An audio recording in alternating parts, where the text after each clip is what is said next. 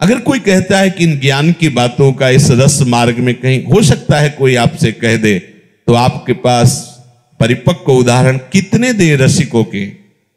वो कह रहे जी तो ही ऐसी चाहिए सब ही की सहिले। कैसे सहूं? 2 कौड़ी का आदमी हो आकर के हमारा अपमान करके चला जाता है, मैं इतना गिरा हुआ हूं। नहीं नहीं, वो 2 कौड़ी का आदमी नहीं, वो तुम्हारा आराध्य देव है। बस समझना है, घट घट में प्रभु रमि रहो, उत्तर का को दे। क्यों? ये लड़ाई झगड़ा, ये राग द्वेष, ये क्यों?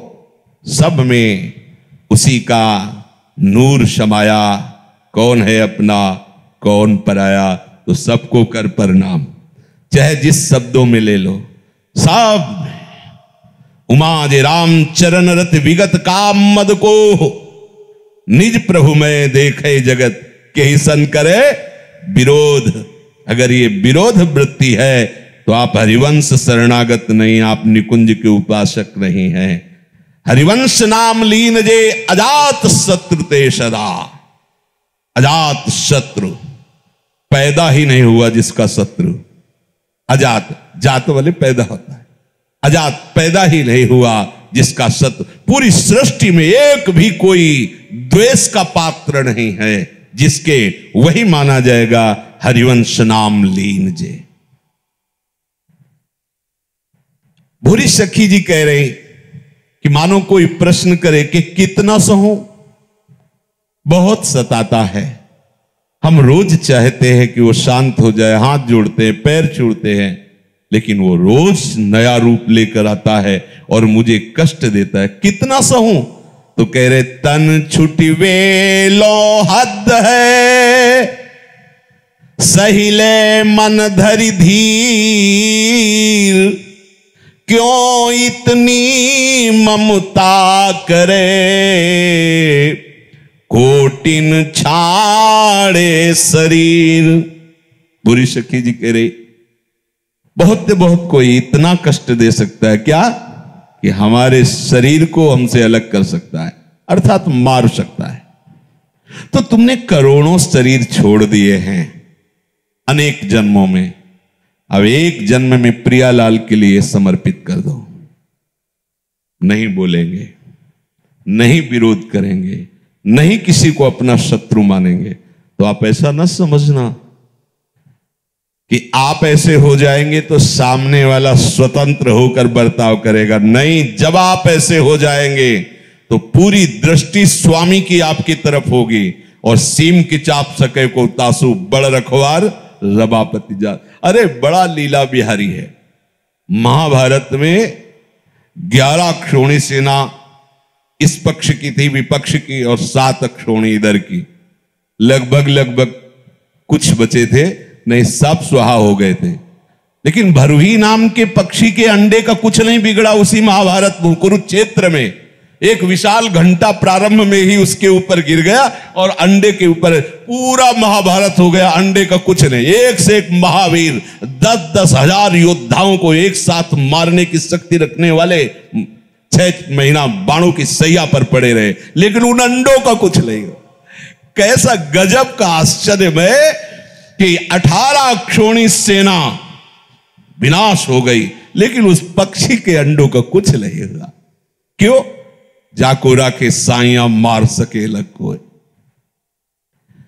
एक दिन प्रहलाद जी ऐसे अपने नगर में विचरण कर रहे थे तो एक कुम्हार की पत्नी कुम्हारिन बार बार माथा ठोक रही थी, क्या करूं, हाय बहुत बड़ी गलती हो गई।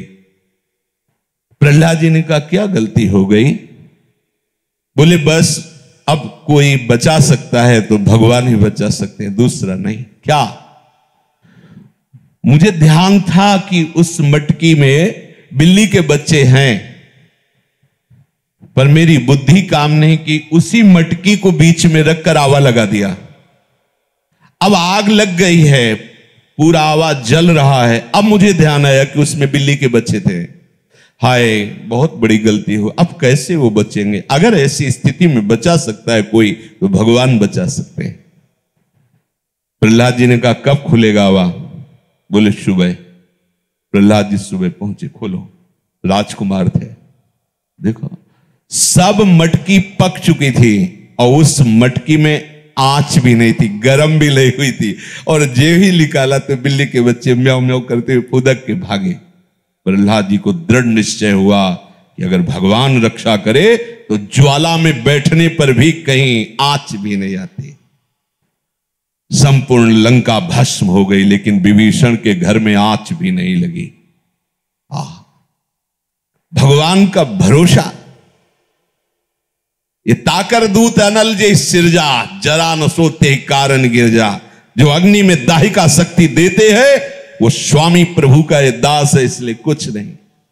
ऐसा न सोचना कि आप सहते चले जाएंगे, वो सामने वाला आपके ऊपर आक्रमण करता चला जाएगा। नहीं, जिस समय उनके स्वामी की दृष्टि पड़ेगी,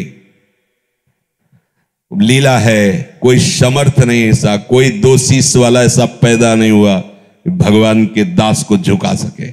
नहीं, विश्वास रखना। हां, दुखिया को न सताइए, दुखिया देगा रोए, और जब दुखिया के मुखिया सुने तो तेरी गति का हो। बिल्कुल नहीं, आपको सहला है, आपको क्षमा करना है। ये हमारे पास अस्त्र है, क्षमा।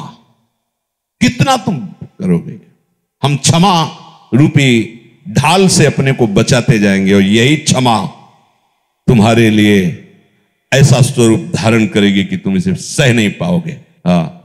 एक नाव में, बहुत बड़ी नावें होती, बड़ी बड़ी दरिया में जो चलती हैं, 100-100, 200-200 लोग ऐसे, तो उसमें बहुत से लोग बैठे थे और विचरण करने वाले गुरु शिष्य दोनों वहां बैठे हुए थे।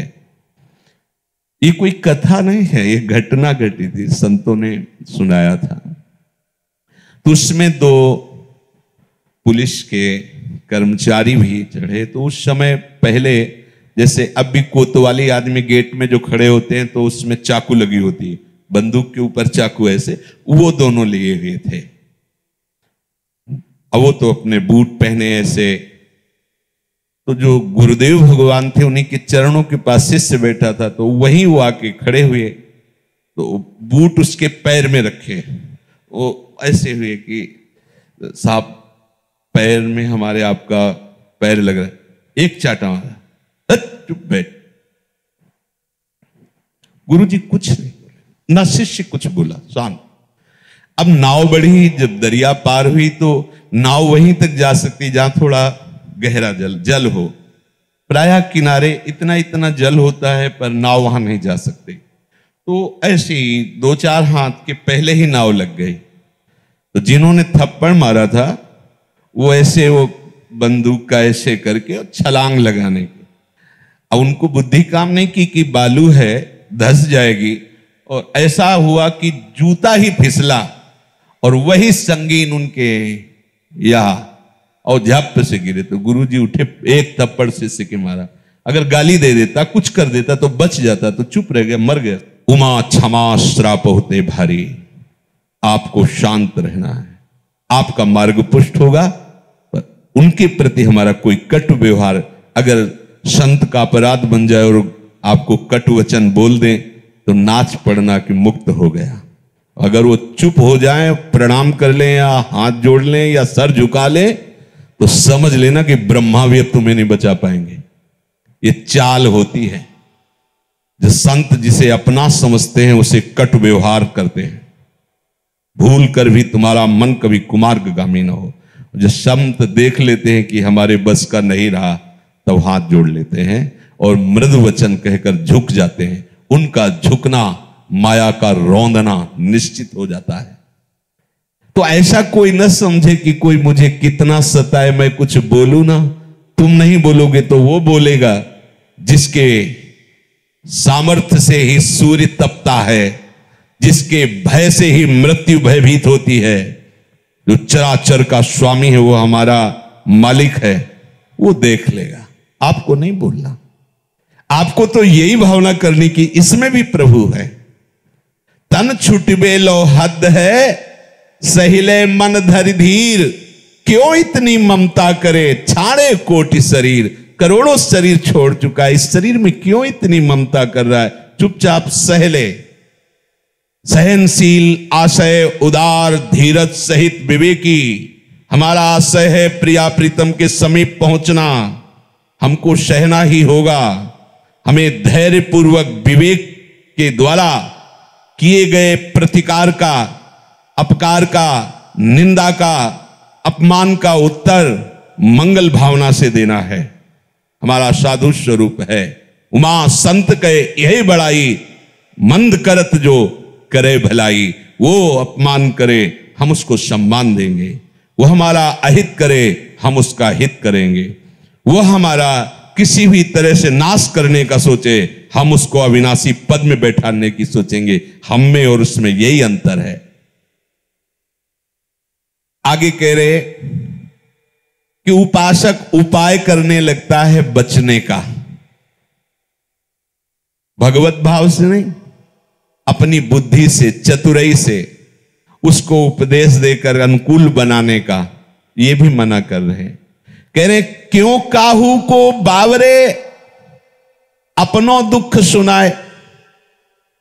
तू अपने हृदय की बात क्यों दूसरे को बताता है कि आदमी बड़ा दुख दे रहा है या अमुक अमुक स्थिति।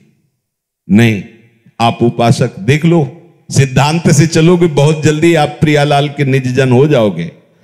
किसी से नहीं कहना कि आदमी मुझे सताता है, क्योंकि जो सताने वाला विधान है और जो सताने वाले का कारण है वो प्रभु ही है। कारण सी हरिवंश बनम, इसलिए मुझे नहीं कहना। कह रहे अगर कहोगे तो वो ही में दुख पावे तेरी पीर न जाए। अगर तू अपनी बात कहेगा और थोड़ा आपका हित ऐसी, वो दुखी हो जाएगा और आपकी पीड़ा बढ़ जाएगी। चुप रही मन की मन व्यथा, रखिए मन में गोए, सुनी ठिलई है लोग सब बांटने लई है कोई। हृदय की पीर को आप चुपचाप छुपा लो, वही पीर विरह बन जाएगी और भगवत आराधना में अपना बड़ा सहयोग हो जाएगा।